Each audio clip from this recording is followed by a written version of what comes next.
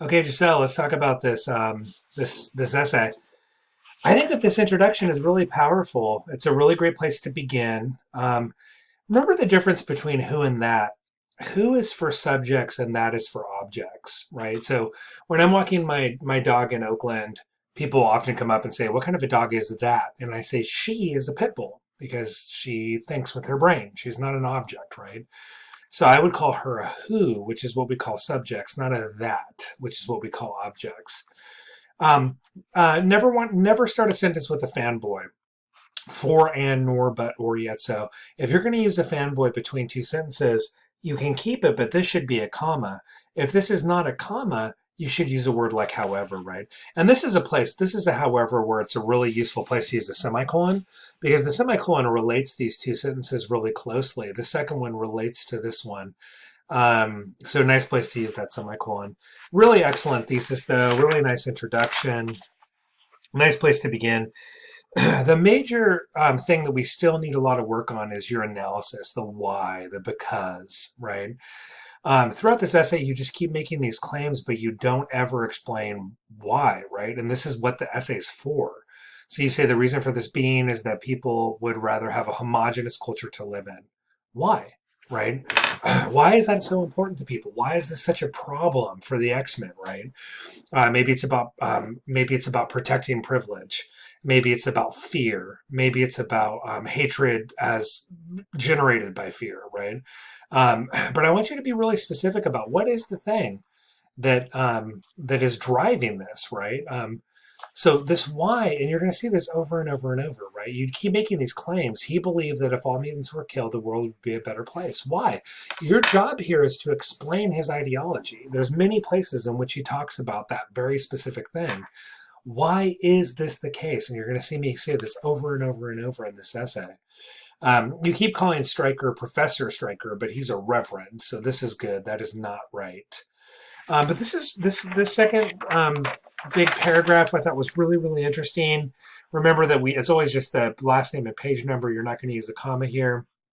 Um, Going into this paragraph, you have a run-on here, two complete sentences with just that and. I at first cut the and, but then I was like, well, you can keep the and, but you need a comma here.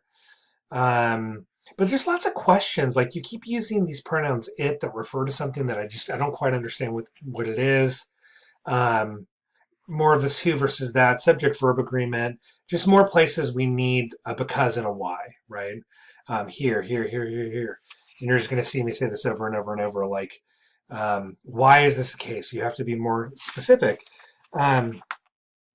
When we get here on page 4, this is kind of the whole point of the essay, and you almost kind of lost it here, where you haven't really talked about the difference between the ideological positions. The whole point of this essay is to really try to identify the difference in these different ideological positions to show kind of what they're about, right? Like looking at Magneto, like why does Magneto believe what he does? What is it that he believes? Get into a really good example to show me how that might be true. Um, Once you've kind of showed me what his position is, you need to describe to me what the problem or the benefit of that position is. Show me how that works. And then bring that back into your essay to be like, so what would Chris Claremont say about this? Is this what he's arguing for or not? Why, right? We need much more of that. By the time we got here to 4, I just noticed that there's just none of that. You haven't talked about Magneto. You haven't talked about Professor X. Malcolm X, Martin Luther King Jr., right? The whole reason we talked about those things was for you to show the difference in these ideological positions and then to show me how that relates to the text. Had you not done this, the grade would have been very different. But this saved you. There's not enough of this, right? But when you got into Cyclops and all this stuff here is really what this essay needs to do. I would say you need to do this with Professor X and Magneto too. But I think the way you did with Cyclops here was really good, and that kind of saved your grade in the long run. That was kind of the whole point of the essay. So overall, I think that this was really good. This is such a major improvement over your first essay.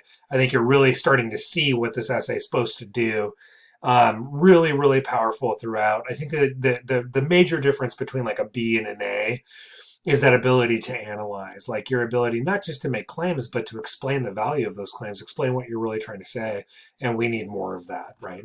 But this is, man, such a great start, such a big improvement over your last essay. Good job.